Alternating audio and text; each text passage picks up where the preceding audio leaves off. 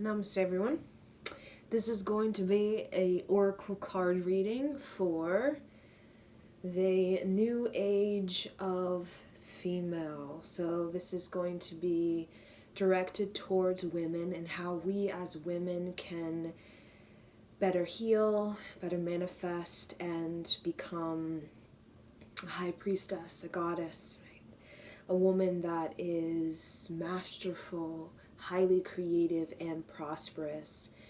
So I call upon Archangel Michael, I call upon Archangel Ariel, I call upon Archangel Zachiel, Archangel Metatron, I call upon Mother Mary, Mary Magdalene, Kuan Yin, Green Terror, I call upon White Buffalo Woman, I call upon masters of the feminine body, and I call upon their support, their guidance, and their service.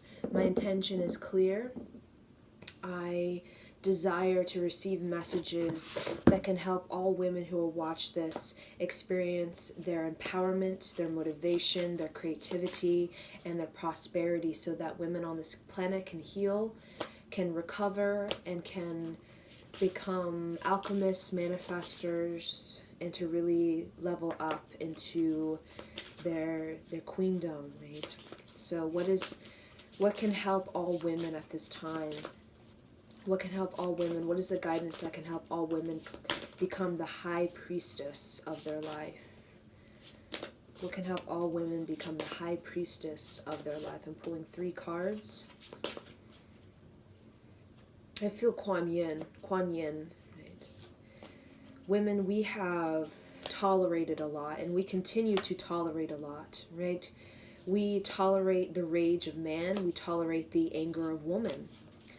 We tolerate the misbehavior, the bad habits within ourselves, within men, and within society. But we do not lose our faith, because we are very much like Lady Liberty. Our torch that we hold is a torch of creative choice. And we very much represent creative choice amongst a society, a nation state that has disease, that has imbalance, injustice, and fairness in all sort of ways, major disorder. We still hold a torch of creative choice.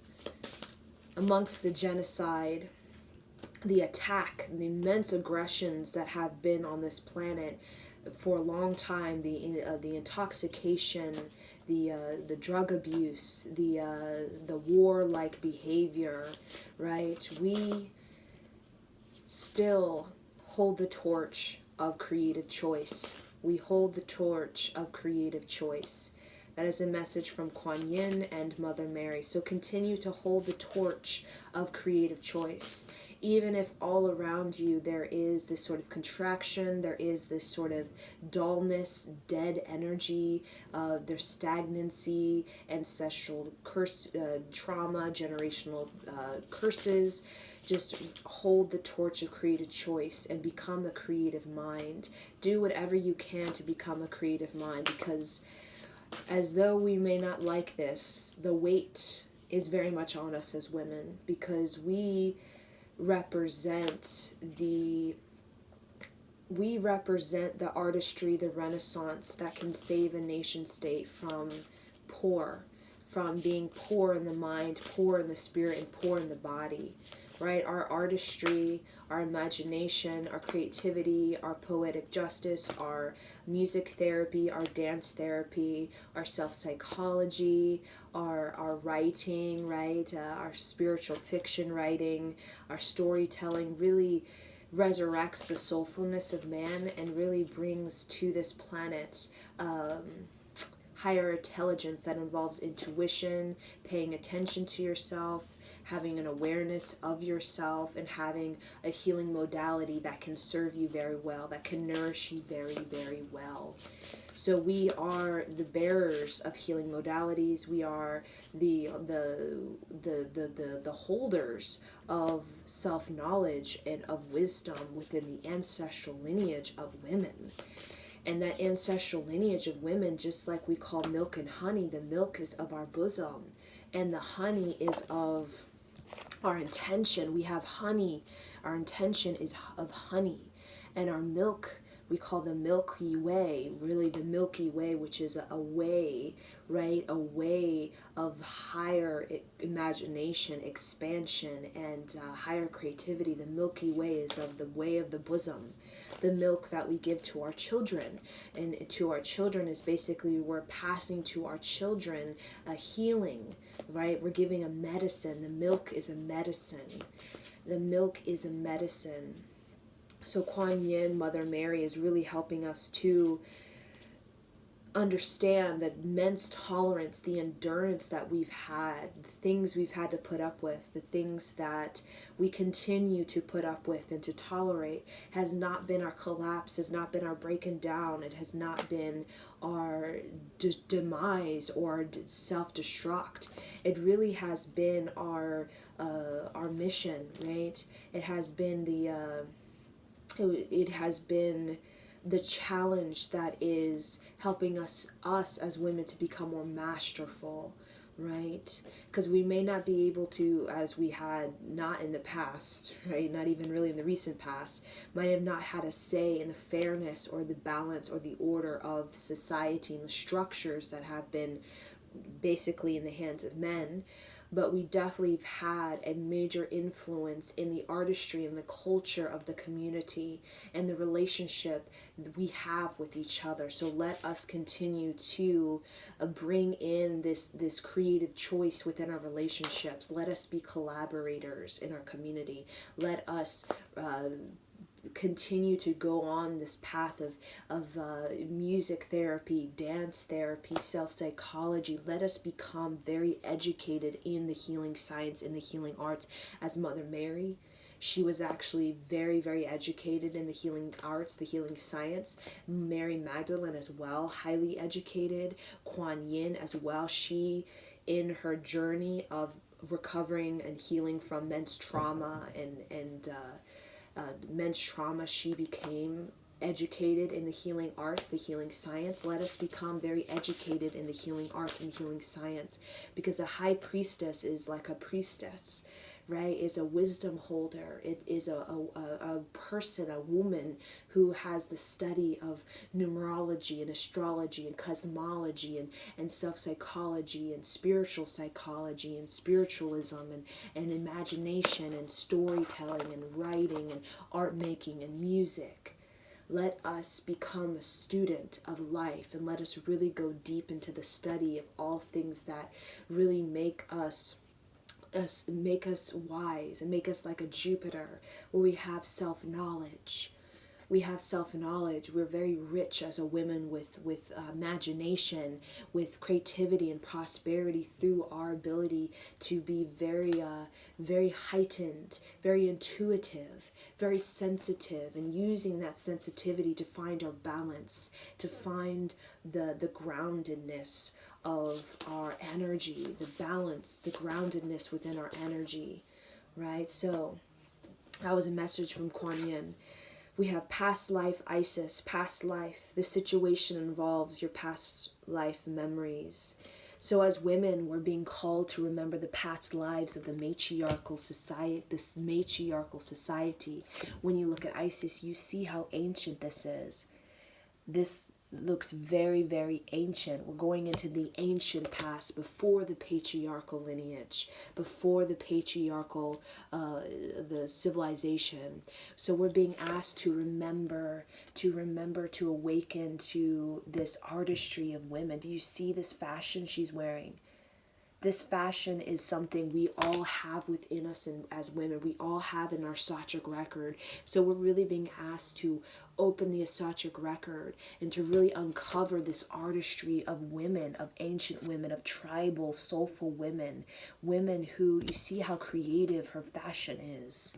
We're really being asked to embody this fashion that's very different, that's very imaginative, that's very visionary, that's very beautiful and magical, right? We're being asked to awaken the Sachic record of our past lives in ancient Egypt, our past lives particularly in ancient Egypt. And for some of us, we are awakening to past lives in our Sachic record of living on other planets, like I'm seeing Sirius and the matriarchal society, and Sirius was very, very of a high status. We're beginning to recognize our high status as women, and that we truly are bearers of wisdom. We are so intuitive. We can channel this cosmic web. We can channel Sirius, Pleiades, Orion. We can channel ancient history. Our intuition may not be scientifically seeming factual as that sort of part of ourselves demands, but we have this intuition that can align almost right on with our sort of scientific factual evidence, right? As science is beginning to expand to be able to take in these very intuitive mystical teachings and beginning to prove this yogic science, as well as meditation, as well as these healing modalities, as factual, not just as some imaginative art of expression, for happiness and well-being, but also something that has actual tangible effects, and actually has power, and a transformative power on the mind and of the body and of the energy. Science is beginning to bring proof to these rituals of the matriarch and these healing modalities as something that brings about, we call kundalini energy, which is like the highest energy that a human body can experience. So this kundalini energy, this higher energy of this highest energy, is really what we call, you see she's totally an Egyptian woman. So we're looking at Egyptian women who were high priestesses, even queens, right? Even rulers of the land, right? We're being brought back into that. And in that sort of flash of memories that we're getting in the Akashic record, we're also remembering what we were doing, like what we were learning. The education, the school, right? The community, how we were, what was our life like? What kind of style did we have? What was our personality? What was our character? The next card we have is Sacred Space. Create an altar or visit a power place to connect with the divine. So us as women, we're being called to have an altar, right? A place of prayer, right? If you don't have an altar, it's time for us to create an altar, right? A place of prayer, a place where you can put crystals, you can put mandalas, yantras, you can put statues, Vishnu, Krishna, statues of Kuan Yin, you can place crystal bowls, you can place sort of magic, right? Place magic in this altar. So we're really being asked as this female energy, we're being asked to really create a space that's very high vibrational, a sacred space as women, where we can really start to tap into this higher creativity, that we really need to create like a vortex or a portal, right? These things kind of sound very like, like sci-fi, right? But as women, we can create a vortex of high amount of creativity. So we're really being called to bring into our home environment this space, right? This space of, we call it the household mandala. Create your household mandala, where when you look at a mandala, you're basically brought into the higher order of creativity. And when you go into your sacred space within your home, your household mandala should be like, when you walk into the door of your house, you're walking into a vessel of higher creativity, or you could see it as a spaceship of higher creativity. So your household mandala, just feel into it intuitively. You don't have to read feng shui books. You can, that's what you desire, but really just feel into your house. The more you get into the woman, the more that you get into that fertility, and you can feel the house, you will know where you need to put mandalas in the corners, where you need to put your prayer flags, where you need to put the yantras, where you need to put the crystals. You will just feel where to put the plants. You'll feel where to put the big portraits of mandalas, yantras, tankas. You will feel it and you will know it, because as you continue to remember the Sachic record of the female, the matriarchal society, you will just know. The creativity, you won't even really need to be looking at feng shui. You can just feel it. You could just feel it, right? Your household mandala and what it needs to look like, because you're visionary as a woman. Your vision, you can see, close your eyes and see the higher dimension of your home and how you can build that, construct that, right? Literally, there are higher dimensions of your space. There are lower dimensions of your space where it's cluttery. There are higher dimensions of your space where you visualize a higher dimension of my home, and you'll see there's plants, there's prayer flags, there's these portraits, there's these statues, and you can work towards that. And eventually, visionary is where you've held that vision and you've done what you needed to do over time to put it into place. And then we have endings and beginnings. The old must be released so that the new can enter. And this is about evolution. The old female must go. The old female must... You see, she's blue. Blue represents Jupiter. It represents the number 4. Blue also... You see her third eye's opening. Blue also represents major transformation. You see her eyes.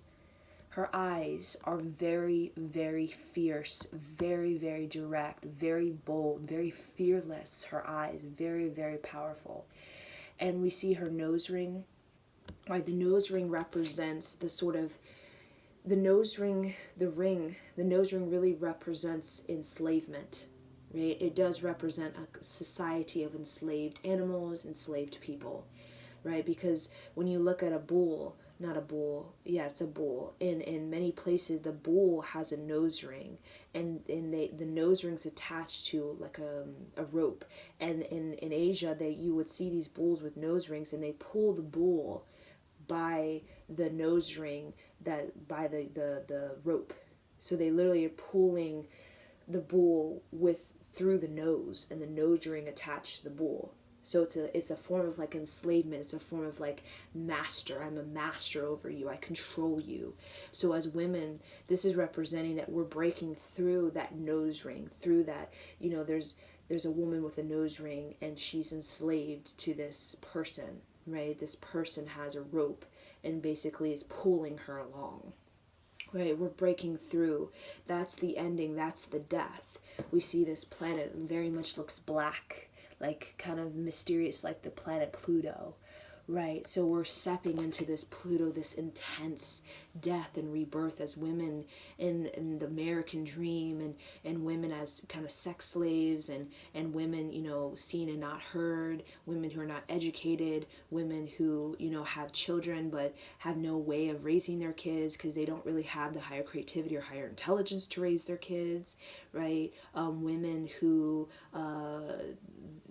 who have a lot of anger because they can't express themselves, or they feel trapped with their husband, or they just really don't feel like they are becoming who they're really meant to be as women, which is they're meant to be this high priestess. They're meant to have a lot of self-knowledge, to be highly educated. So we're breaking through this old paradigm where we were very much, as women, our third eye was like, there was like a bullet through the third eye. There was like a knife through the third eye. There was like a bow and arrow through the third eye, right? Where we were attacked for this third eye. We were attacked and sort of destroyed as women. So this is very much about, now we're becoming this destroyer as women, and we're destroying the shame attached to being a woman, the emotional pain attached to being a woman, and the feeling of I'm not good enough to get a job that I want, or to be this successful, or to have this kind of person that I am, right? We're destroying that. We're taking that aggression that men have thrown at us, and we're throwing it back, but not as aggression. We're throwing it back as immense compassion and a demand for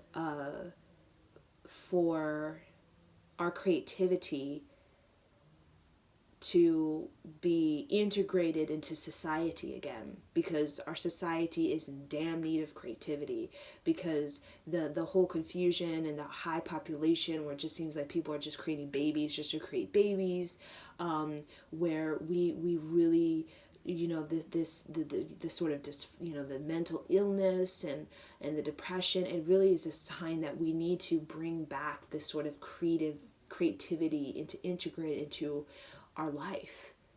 Because, you know, a high population, we may have all the buildings, the cars, the money, but we don't really have this sense of enthusiasm and nobility within our livelihood. It's like our livelihood is drained, it's weak, it's like it's not balanced, and therefore we may get the money, the buildings, whatever it is, but we just don't really feel good doing it because we're not creatively fulfilled, right? And then the last card we have fairness, mat. This situation will be handled in a fair and just manner. So every single card in you see these powerful women, right? So we're being called. You see this woman? She is this tribal woman. Do you see her? Very much like Lady Liberty, she holds the scales. Even when you look at any figure that represents the balance of the scales, like Lady Liberty, even the balance of the scales in the sort of statue, it's a woman. There's this something, we are very much like judges. We can make constructive, corrective, and creative choices. We know how to articulate and express ourselves appropriately when we as women are educating ourselves in this high priestesshood, in a womanhood, right, of the high imagination, of visualization, of intuition, of being able to channel, to being able to be at the right place at the right time, to have a household mandala, to have a mind that can literally open up a mandala within the thought forms, right? To have this mind current as a woman, this mind stream, this mind current that has this just this great vision, and knows how to kind of construct that vision steadily into a household practice or a household life, right? So this fairness is less as women. We see again more Egyptian. We see Egyptian literature, Egyptian imagery in the book.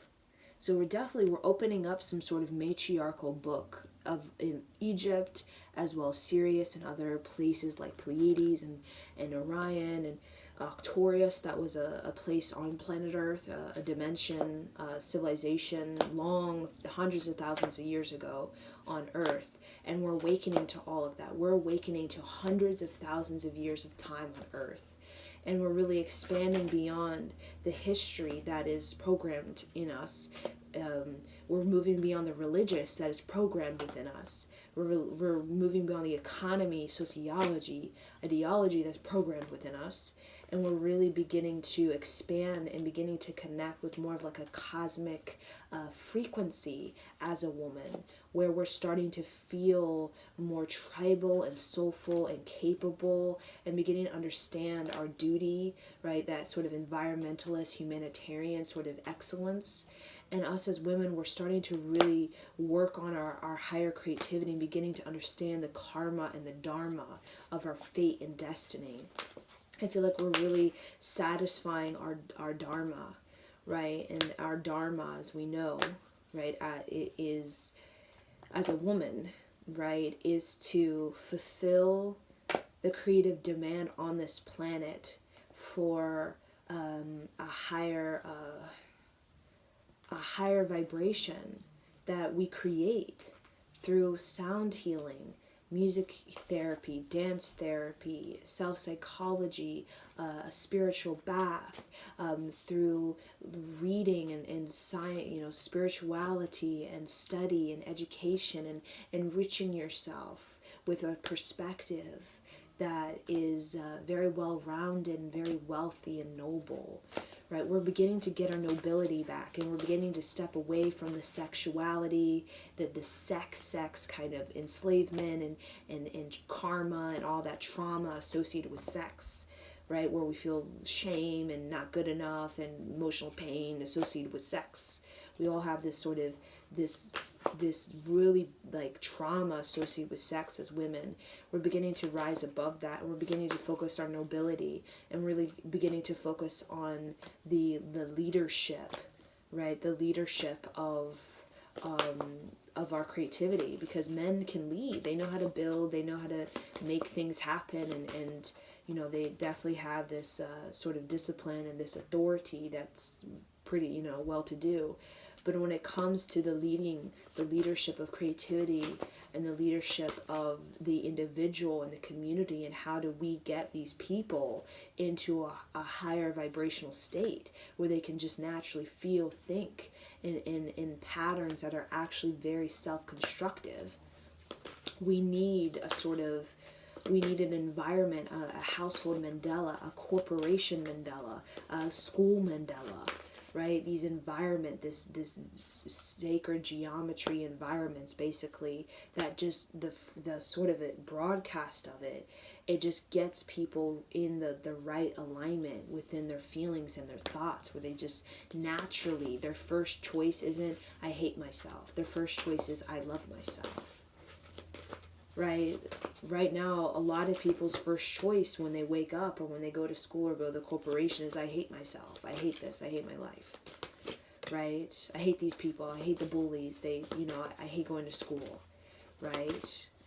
It's because the environments, there isn't this sense of mandala. There isn't this sense of being brought into a high creativity. There's a sense of being brought into just an environment that really does nothing for the evolution, the expansion of your thoughts and your feelings and your body, and the practice of you becoming more enthusiastic with time, not less enthusiastic, right? So I pulled 3 more cards. What women could focus on: passion. I passionately accept and love myself. What? This is the household in Mandela. It should literally give a transmission of passion. Everything is a transmission. The Akashic record is a transmission within the woman's breast. And the sacred space is a transmission we get when we go into a temple, go into a synagogue, go into any place that really has creative power. Either it's like going to Prince's house or Prince's studio where he would do a song, music. It's like boom, transmission, and that can basically get into your aura, and it can begin to adjust your or alter your aura to be more in alignment with a sort of a sacred arrangement. We want to arrange our environment, our community, our schools, ourselves, more in with this sense of spiritual protection, a sense of prosperity, and a sense of breakthrough, right?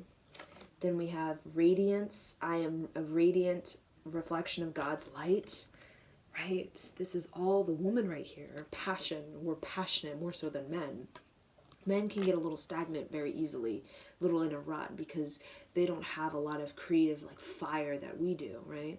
Men can get a little bit set in their ways way too easily, way too easily.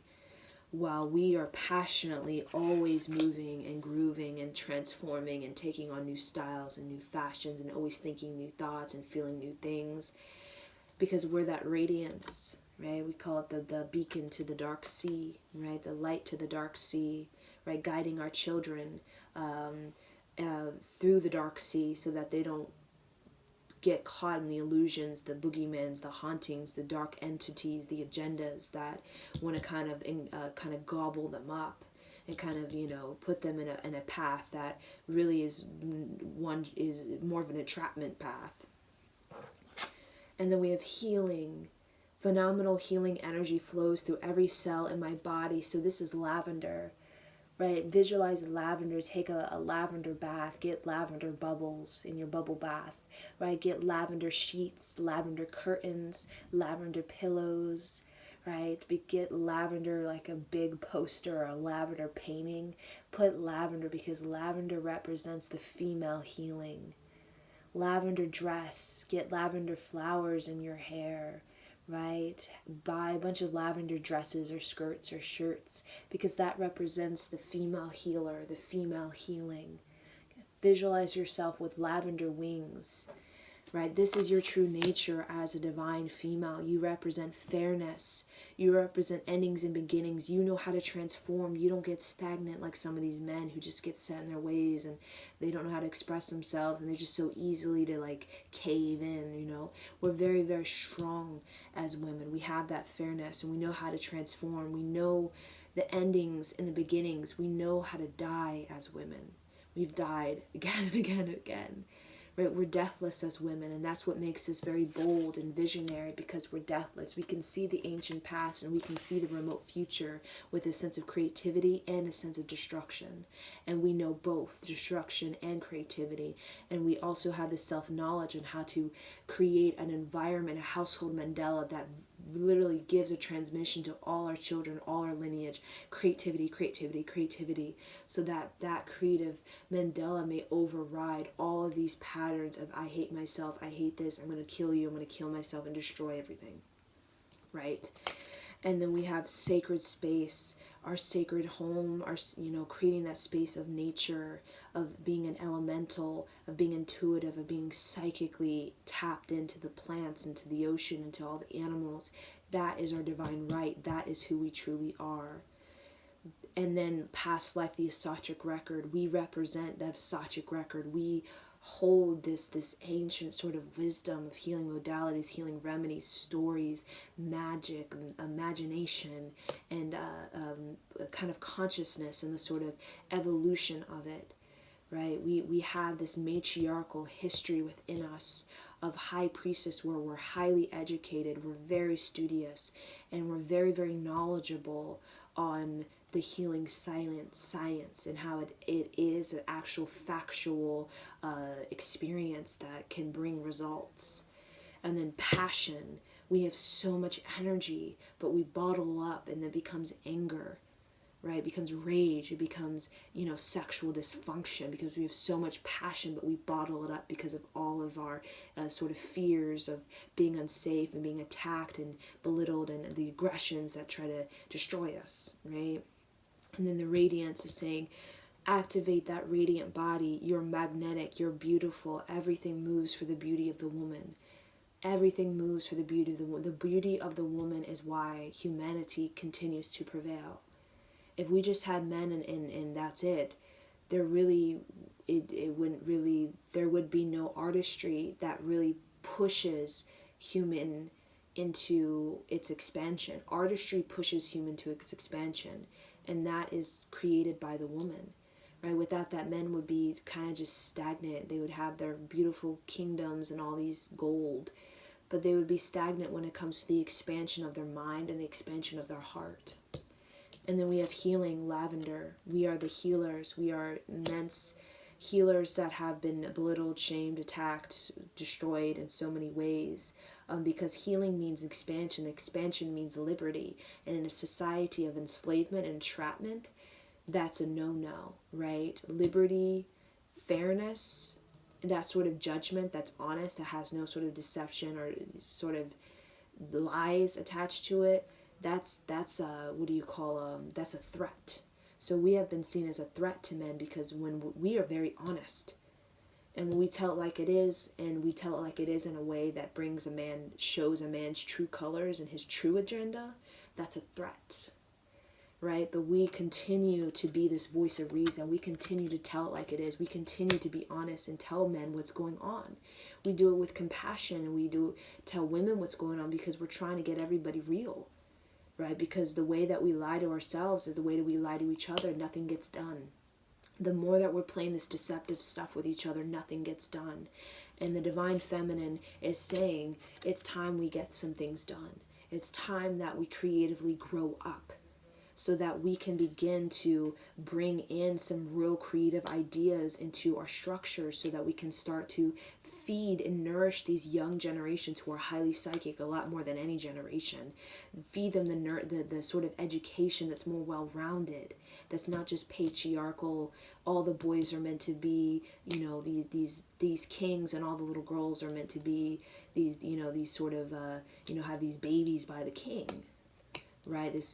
We need to give more well-rounded Mandela. It's like we're feeding like broken pieces of a complete Mandela, and that's why we're walking around in pieces, and our minds like in pieces, and our beliefs are all in pieces, because everything is sort of disconnected. Everything is divided. It's like you have all these pieces, and you walk around with pieces and wonder why you don't feel complete or whole, or feel like you have a complete vision of yourself or of society, because you're walking around with pieces because you've been fed pieces. Right? So let us become more well-rounded. Let us become well-rounded in the science of our rational mind and in the science of our artistic mind. And understand intuitive mind and intelligent mind are the same thing.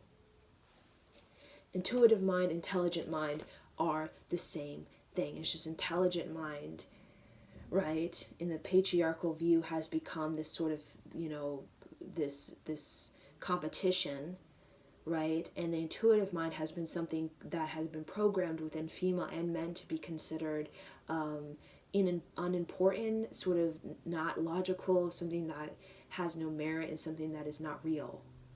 But we understand higher intelligence is intuition, being able to pay attention, to have a self-knowledge, and to be able to have this sort of a Akashic record about you, where you literally, like Edgar Cayce, can just feel into it and just know. You're in the know. You're connected to the land. You're connected to the earth. You're this elemental. You can feel. You can speak. You can articulate and express. You can sense things. And that is definitely intelligence. Like an animal can be very intelligent in the way they sense a lion that is, miles away. It's very intuitive, but it's also very intelligent.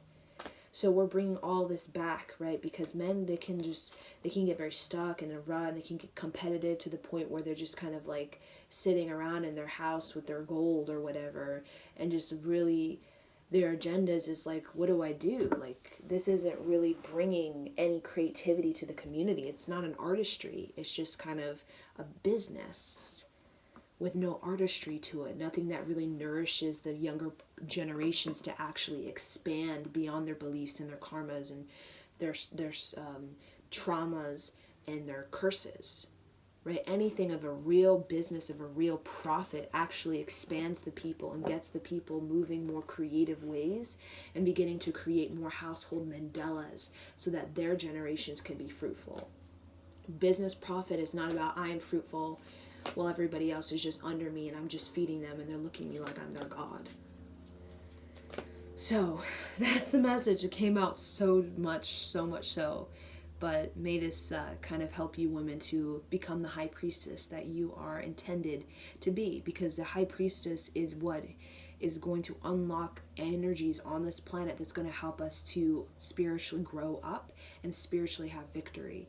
Because the agendas, the businesses, the products, the corporations, the mindsets, the beliefs, the ideologies, they will not move until we begin to move as women within ourselves and begin to study and become very educated in the high priestess, become educated in the healing science, become educated in the fairness, become educated in our honesty and integrity, in the sense of boldness, right? Our sense of creative vastness and creative high imagination, high nobility, right? That's what's going to really bring in this future new age, bring in this timeline of human expansion, not human demise, human expansion beyond the disease, the curses, the traumas. They keep repeating the same bubonic plague, catastrophe, zombie apocalypse, keep repeating the same thing and not getting anywhere. The same kind of war, the same kind of agitation and aggression, the same kind of, destruction and the disease, and the same kind of mental illness, and just repeating. But we know it's the expansion of the generations that have the creative edge that really will get us out of this repetition of repeating the same thing all day long, and will get us into a household Mandela that actually is well-rounded, both matriarchal and patriarchal, but not only well-rounded, it literally gives us a transmission of the science of the soul, of the determination of the human, and of the healing science, the healing arts, of our great talent brought into an accomplishment for our people called human. So, thank you. Namaste.